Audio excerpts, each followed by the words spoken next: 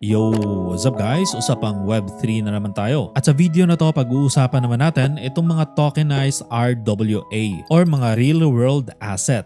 So ibig sabihin ay mga assets sa totoong buhay na kumikita, mga assets sa totoong buhay na pwede nating i-crowdfund through Web3. At sa usapang real world assets, yan naman yung i-present ko sa inyo, itong STED project. So meron silang STED marketplace na ang ginagawa ng STED marketplace na to guys ay dinadala naman niya itong mga real world assets sa public para pwedeng i-crowdfund. So lahat pwedeng mag-fund dito naman sa mga real world assets na to. At kaya naman STED yung pangalan kasi focus naman sila dito sa seasteading. Ibig sabihin yung mga infrastructure na nasa dagat. Pwedeng maging floating restaurant yan, pwedeng maging floating resort, or pwedeng maging sea pad, di ba? Pwedeng maging hotel, pwede rin. Or yung mga iba-ibang mga sea vessels din, pwede mga fishing boat. So mga iba-ibang assets na nasa dagat na pwedeng kumita. Ngayon, pwede tayong mag-crowdfund as public at ginawa nga nilang very hassle-free yan guys no, dito sa marketplace nila. So mamaya papakita ko sa inyo yung process. Sobrang dali lang kaya very innovative talaga itong project na to. At hindi lang as mga crowdfunders, pwede ka rin namang maging operator. Kung mayroon kang gustong i-propose na sea business at na-approve ka nga ng STED, pwede ka maging operator at ika-crowdfund ka nga through STED Marketplace. So pag-uusapan natin lahat yan. Pero bago tayo mag-umpisa, around 40% pa po ng mga viewers ko ang hindi pa nakasubscribe sa channel. So please subscribe kayo para updated kayo sa mga nilalabas ko mga videos. STED Marketplace. So yan nga yung pag-uusapan natin. So dito tayo sa main page ng STED website. So makikita natin dito guys, pwede tayong bumili dito ng token. So STED token din yung pangalan. And under to sa Arbitrum Network. So meron ditong buy.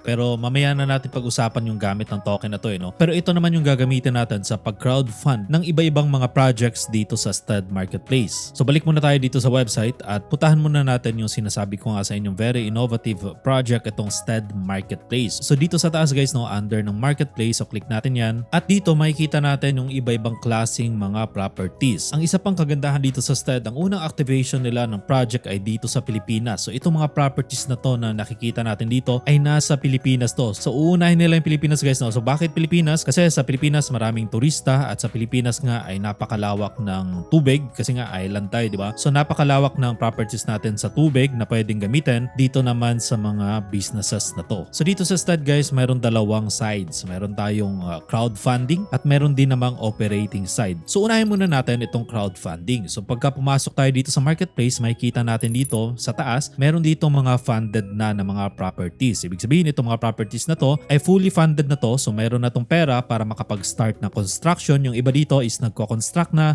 Yung iba naman ay start ng operation. So kumikita na talaga yung iba sa mga projects dito sa STED. So sa ngayon, mayroon tayong nakikita dito tatlong projects. Mayroong sa Samal Island, sa Leyte yata yan, or sa Davao. Ito naman, Banay-Banay, PH. So Davao to, I think. And sa Boracay. So fully funded na itong mga projects na to at ongoing na yung operation. At yung iba siguro, ongoing yung construction. Kasi hindi magsa-start yung construction hanggat hindi fully funded yung isang project. Pero pagdating naman dito sa baba, as mga crowdfunders, ito naman yung titignan natin dito guys, no? Kasi paunti-unti, habang dumadami yung mga operators, ay madadagdagan itong mga properties sa baba. Ibig sabihin, madadagdagan yung mga businesses, mga sea businesses na maglalagay dito ng properties. Ngayon, as crowdfunder, kung gusto nating kasama tayo sa magpo-fund niyang project na yan, dito natin makikita yan sa properties. So check natin guys, no? Click natin tong isa na to. And honestly, ngayon lang ako nakakita ng ganito ka-hassle-free na crowdfunding platform. Makikita natin dito yung mga pictures ng property na yan. So ganyan yung mangyayari, no? Yan yung proposal nila na gagawin nila pagka nagkaroon na sila ng full funding ng project. And actually, doon naman sa private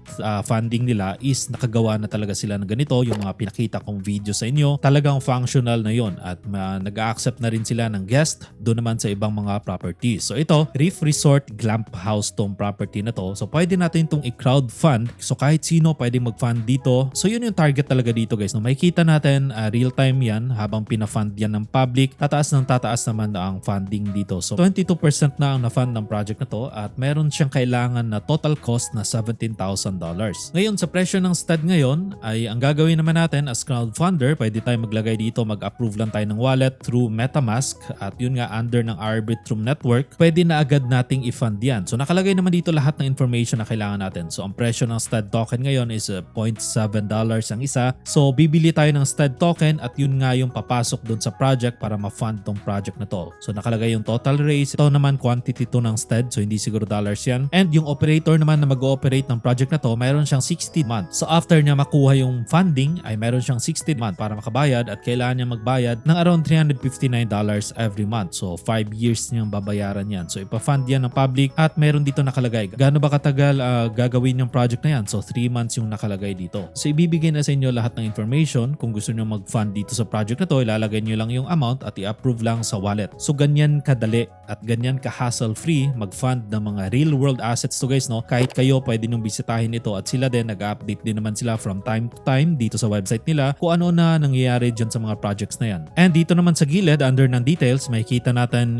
yung iba pang details kung saan yan located. Ito Samal Island, in-house inclusion, yes. So ibig sabihin meron yung mga laman yung glamp house na yan. So under naman ng files guys, makikita natin mismo yung floor plan at yung contract ng operator at itong STED. So yung STED siya yung magiging middleman. So magiging middleman siya ng mga crowdfunders at itong mga operators. And syempre gallery. So andito yung mga pictures na kailangan natin kung kailangan nating i-check kung ano bang itsura, ano ba magiging itsura ng mga projects na yan. Dito naman dahil middleman yung STED dito, lahat ng mga funding pag finand yan ng crowd at napuno na nga yung crowdfunding na yan, hindi muna mapupunta sa operator yung ownership. Kunwari, lahat ng biniling mga gamit, lahat ng biniling mga materials, yung properties mismo, hindi yan nakapangalan sa operators. So nakapangalan siya sa company, nakapangalan siya sa STED as middleman, you know. So malilipat lang yung ownership sa operator pag nabayaran na niya lahat ng mga STED tokens na finand sa kanya. So yes, kailangan bumili ng may-ari or ng operator ng STED token at kailangan niyang i-burn yun para mabayaran niya yung renta niya. So yan pa yung isang advantage sa crowdfunding na to guys, no. Aside sa mga kinikita dito sa businesses na to at meron ngang nababalik sa atin as crowdfunders, tataas pa yung presyo ng token kasi deflationary itong system nila guys. Ay kailangan mag-burn ng mga token yung mga operators para makabayad sila ng renta. So pag nag-burn sila ng token, tumataas yung presyo ng STED tokens. So as holders din ng STED tokens, ay pataas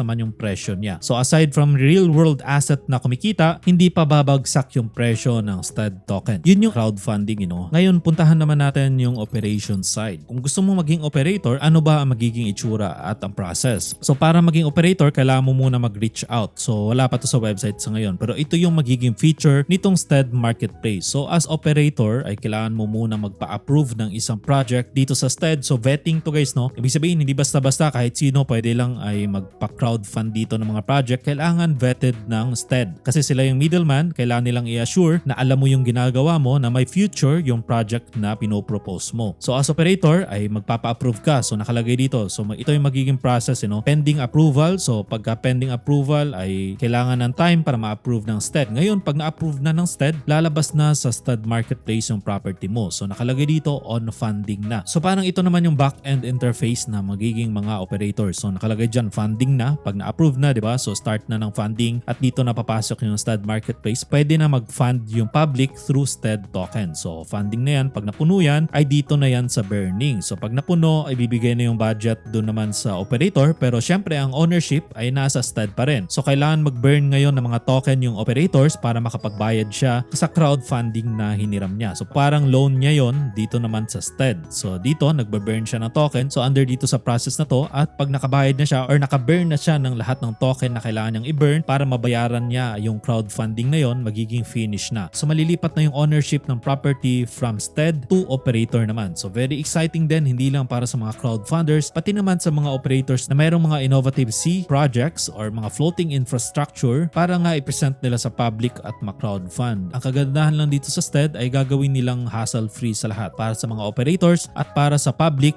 na gustong mag-crowdfund ng mga projects na yan. So sa ngayon, konti pa lang yung mga projects, no? At yun nga, inuunti-unti naman nila, ini-start nila dito sa Philippines at mag-i-expand naman daw sila sa iba pang mga bansa or sa iba pang mga area na mayroong opportunity dito naman sa C-Steading. So kahit ako guys, no, nung narinig ko tong project through Dowric kasi naging partner to ng Dowric, ay hindi ko alam na mayroon palang ganitong platform. So kahit ako bago sa akin to at nakita ko nga very hassle-free to. Sobrang dali nitong gamitin itong marketplace na to. At yun nga guys, ay magiging owner ka rin ng mga properties na to. So co-ownership ang mangyayari dito hanggang nagbabayad yung operator. So pag nakabayad na yung operator, kikita yung mga nag-crowdfund or yung mga co-owner. Ibig sabihin yung public na nagpasok ng STED token para ma-fund yung project na yan. At kikita din naman as holders kasi nga tataas yung presyo ng STED habang dumadami yung properties dito naman sa STED Marketplace. So yan yung STED Marketplace guys, no? Anong tingin nyo sa project na to? Nakikita ko talaga very innovative siya. At dito pa lang sa mga project na to, alam ko marami kayong question about naman dito sa nature, hindi ba mapupollute yung nature? Isa yan sa tinitiyak talaga ng STED, no? Kaya nga sila magiging mga middleman dito sa mga project na to kasi titiyakin talaga nila na lahat ay sumusunod sa safety at kalinisan nga din ng dagat. So lahat dito ginagawa nila ng system na malinis, so hindi dumudumi yung dagat dahil nga dito sa mga projects na to. Kagaya nitong clamp house na to, itong nasa gitna na to guys, dito mismo kumukuha ng mga isda para nga dito sa mini restaurant nila. So lahat ng projects na dito sa STED ay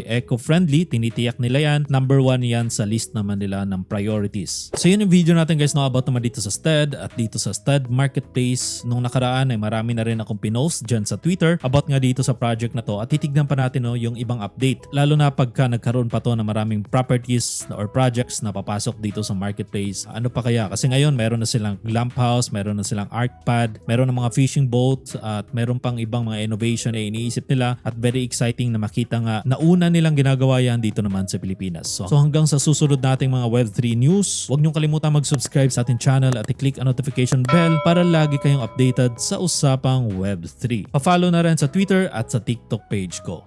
See ya guys!